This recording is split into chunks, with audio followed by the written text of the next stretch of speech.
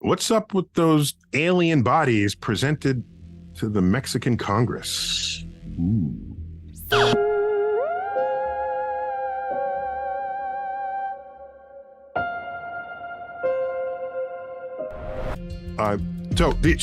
These alien bodies presented to Mexican Congress are described as having been found in that region of Peru.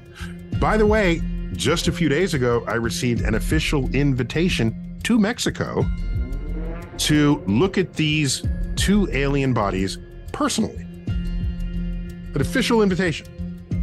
And I declined for a very simple reason. But I'd love to see the aliens. But if you're going to make an official invitation to a scientist, that invitation should not go to an astrophysicist. It needs to go to a biologist. In fact, it needs to go to 10 biologists, biochemists. Invite them, 10 of them, 5 of them, more than 3, okay? They all come and they each take home a sample of the bodies, of the alien bodies. That's how you do this, because that's how science works. Science works not by one person declaring one result from their one experiment. No, not even from their 2 experiments. Objective truths are established when a person brings forth a result. Those results are shared. It could be data, it could be tissue samples, it could be whatever. Or explicit instructions on how to reproduce what you did. They're shared with other laboratories, regionally and around the world. When you get agreement in the results, then you have established a new objective truth. Your title and your academic pedigree is irrelevant when establishing what is objectively true in the world.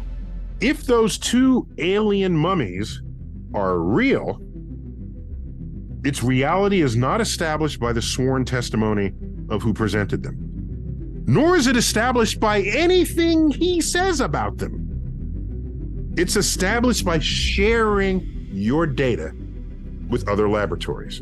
So if you're pulling out aliens out of your closet, that the rules that we apply to any other scientific claim you're making, they're definitely going to be applied to these.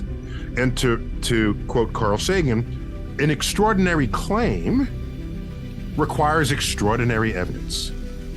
The claim is that what is there are aliens not of this earth.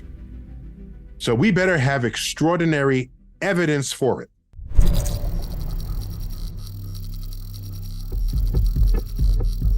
So what you want to do is get tissue. If they're mummified, there's still tissue samples there.